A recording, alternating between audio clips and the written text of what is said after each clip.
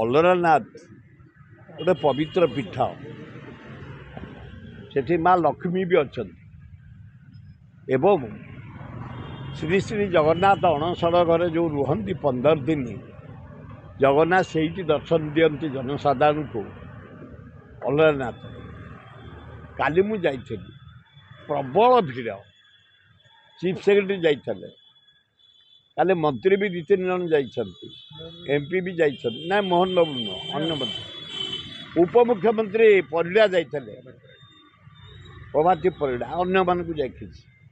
କିନ୍ତୁ ଦୁଃଖର ବିଷୟ, ମୋ ପିଲାଦିନ ମୁଁ ସେଠିକି ଯାଇଥିଲି।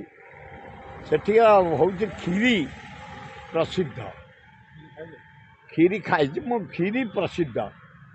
ସେଠି ଯେଉଁ ଜାଗାରେ କ୍ଷୀରି ବିକ୍ରି ହୁଏ, ଅବଢ଼ା ବିକ୍ରି ହୁଏ, ସେତିକି ଜାଗା 50 ବର୍ଷ ତଳେ ଯେତିକି ଜାଗା ସେତିକି ଜାଗା ଇଞ୍ଚେ ବଢ଼ିନି।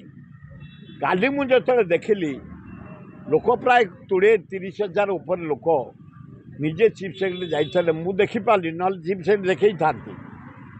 ଏଡ଼ିକିଟିଏ ଜାଗାରେ ଏ ହଜାର ହଜାର ଲୋକ କେମିତି ପ୍ରସାଦ ଖାଇବେ, କେମିତି କ୍ଷୀରି ଖାଇବେ, କେମିତି ଦର୍ଶନ କରିବେ, କେମିତି ଶାନ୍ତିରେ ଯିବେ। ପଛପଟେ ଗୋଟେ ବଡ଼ ଜାଗା ଅଛି, କଲେକ୍ଟରଙ୍କ ସହିତ ବି କଥା ହେଲି, ସେ ପ୍ରାଇଭେଟ୍ ଜାଗା। ସରକାର ତୁରନ୍ତ ପଛପଟ ଜାଗାଟାକୁ ଆକ୍ୱିଜିସନ୍ କରନ୍ତୁ ଏବଂ ସେ ବେଢ଼ାକୁ ବଢ଼େଇ ଦିଅନ୍ତୁ। ସେ ବେଢ଼ା ଯଦି ବଢ଼ିଯିବ 50,000 ଲୋକ ସେଠି ଦୋକାନ ବଜାରରେ ଖାଦ୍ୟ ଖାଇପାରିବେ, ବିକ୍ରି କରିପାରିବେ, ବସିପାରିବେ, ଉଠିପାରିବେ, ଠିଆ ହୋଇପାରିବେ, ଖୋଲା ମନରେ ଦର୍ଶନ କରିପାରିବେ। ପଛପଟେ ସେ ଜାଗା ଅଛି, ପ୍ରାଇଭେଟ୍ ଜାଗା। ତୁରନ୍ତ ସରକାର, ଚିଫ୍ ସେକ୍ରେଟାରୀ ମହୋଦୟା, ଚିଫ୍ ମିନିଷ୍ଟର ମହୋଦୟା, ତୁରନ୍ତ ସେ ଜାଗାଟାକୁ ଦଖଲ କରନ୍ତୁ ଏବଂ ସେଇ ଜାଗାରେ କେମିତି କ୍ଷୀରି ବିକ୍ରି ହେବ, ଅବଢ଼ା ବିକ୍ରି ହେବ, ଲୋକମାନେ ଖାଇବେ, ବସିପାରିବେ, ଉଠିପାରିବେ, ସେ ଜାଗାକୁ ବିସ୍ତାର କରିପାରିବେ।